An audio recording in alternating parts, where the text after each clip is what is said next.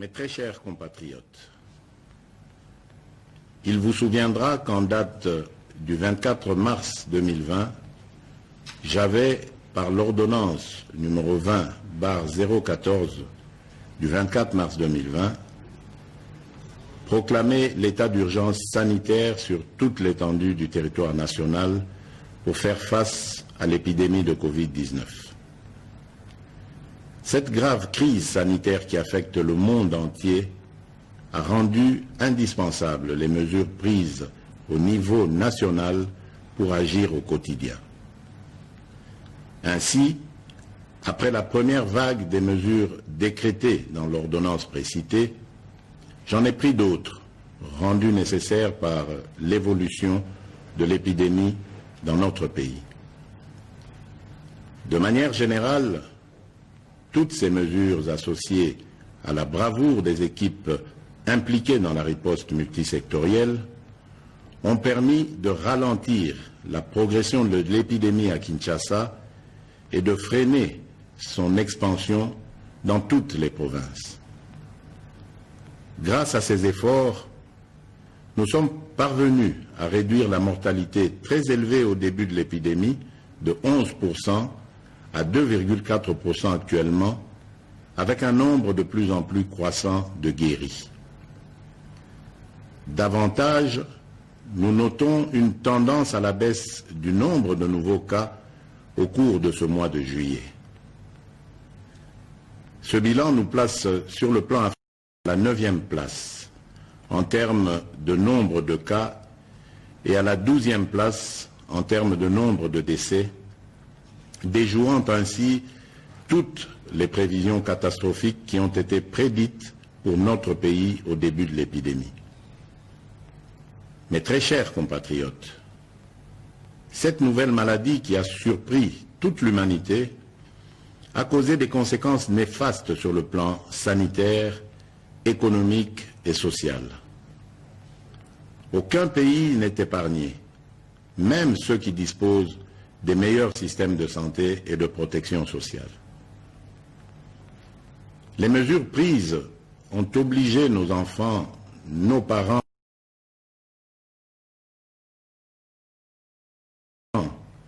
agents publics et ceux du secteur privé à rester confinés chez eux.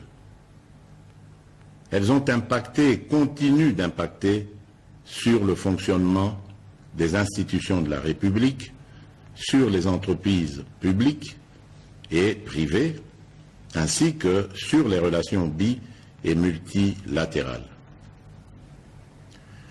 Les leçons et expériences de 4 mois de lutte nous ont appris que nous devons vivre sans peur ni stigmatisation. Nous devons ainsi adapter nos stratégies de lutte et de prévention contre ce fléau en tenant compte de cette évidence.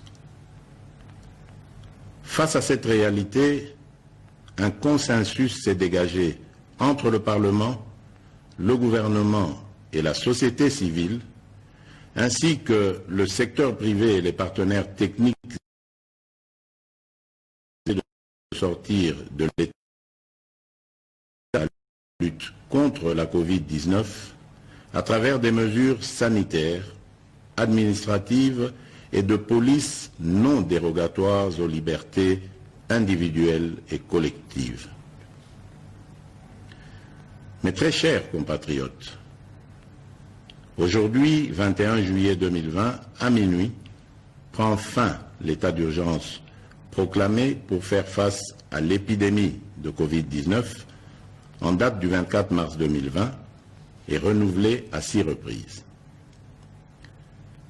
Les mesures y relatives cessent d'avoir effet.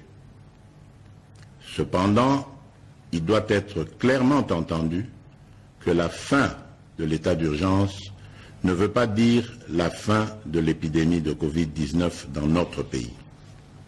Par contre, c'est l'indication pour toute notre nation de revenir progressivement à une tout en respectant les gestes barrières et d'autres mesures y relatives. Il est donc question de faire l'équilibre entre notre santé physique, celle de notre économie et la stabilité de notre société. La fin de l'état d'urgence implique le retour progressif à la vie normale en respectant un certain nombre de préalables par rapport aux mesures sanitaires qui seront de stricte observation et à la reprise des activités en fonction des secteurs concernés et suivant les dispositifs mis en place par les autorités compétentes. Mes très chers compatriotes, ces préalables comprendront l'engagement des responsables à faire respecter les mesures spécifiques prises par le gouvernement, le renforcement de la sensibilisation et de la communication sur la maladie et sa prévention, ainsi que l'implication des différents acteurs engagés dans la lutte contre la Covid-19 à tous les niveaux. Quant aux mesures qui doivent accompagner le retour progressif à la vie normale, j'instruis ce qui suit. Premièrement, à partir de ce 22 juillet 2020, la reprise des activités commerciales, magasins, banques, restaurants, cafés, bars, entreprises, etc., la reprise des rassemblements, réunions et célébrations, la reprise des transports en commun. Deuxièmement, à partir du 3 août 2020, la reprise des écoles et des universités, en commençant par les classes et promotions terminales. Troisièmement, à partir du 15 août 2020, la réouverture des églises et lieux de culte, la migratoire interprovinciaux, l'ouverture des ports, aéroports et frontières, la réouverture des discothèques, stades et salles de spectacle.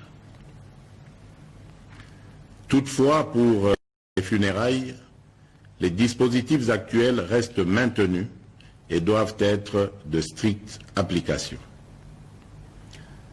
Dans ce contexte, il sied de préciser que les modalités pratiques de reprise dans les différents secteurs seront déterminées par les autorités nationales, provinciales et locales compétentes. Sans des mesures sanitaires qui doivent impérativement accompagner la reprise, je rappelle la nécessité d'observer partout et en tout temps les mesures barrières ci-après. La mise en place des dispositions de contrôle à chaque entrée impliquant la prise de température, le lavage des mains et ou l'application des gels hydroalcooliques, le port correct et obligatoire des masques dans les lieux publics, le respect de la distanciation physique, le contrôle et le suivi de l'état de santé du personnel public et privé, ainsi que la décontamination et la désinfection régulière des lieux d'activité. J'instruis le gouvernement de la République et tous les services habilités de prendre des dispositions nécessaires y afférentes. Aussi, je réaffirme mon engagement à la mise en œuvre du programme multisectoriel et d'atténuation des impacts de la Covid-19 en République démocratique du Congo que j'ai lancé le 18 juin 2020. Ce programme, qui est toujours en cours de mise en œuvre par le gouvernement, s'articule autour des 3 axes ci-après. 1. Riposte, surveillance et renforcement du système de santé. 2. Soutien à la stabilité économique et relance de la macroéconomie. 3. Atténuation des risques et soutien aux populations. À cet effet, j'ai instruit ma task force, le comité multisectoriel, le secrétariat technique le ministre de la Santé et le ministre, ainsi que l'ensemble du gouvernement, de demeurer en alerte et de redoubler d'efforts dans la surveillance et la prise en charge de cette épidémie. Mes très chers compatriotes, j'invite au respect strict des mesures barrières ci-dessus décrites et aux adaptations qui vous seront proposées par le gouvernement et les services compétents afin de prévenir toute nouvelle flambée des cas qui risquent de compromettre nos efforts collectifs de contrôle de cette épidémie. J'encourage aussi tous les chercheurs dans les différents domaines à poursuivre leurs efforts dans la recherche des solutions innovantes locales pour contribuer à endiguer cette crise. J'exprime toute ma reconnaissance et tous mes encouragements aux équipes de riposte contre la Covid-19 qui, dans des conditions difficiles, ont fait et continuent de faire preuve de bravoure et de patriotisme. Je remercie aussi tous les partenaires bi- et multilatéraux qui nous assistent dans cette guerre contre la pandémie. Mes très chers compatriotes, au moment où nous amorçons une autre étape dans cette crise, je ne peux pas oublier toutes ces familles qui ont été directement victimes de ce fléau et pour lesquelles j'exprime toute ma compassion et celle de la nation tout entière. Mes pensées vont également et spécialement au personnel soignant qui, du reste, ont payé un lourd tribut dans l'exercice de leurs fonctions.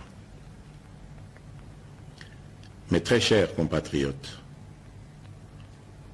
notre devenir et notre avenir dépendront de notre conscience, de notre comportement, de notre discipline, de confiance et notre foi en la grâce divine. Que Dieu bénisse la République démocratique du Congo. Je vous remercie.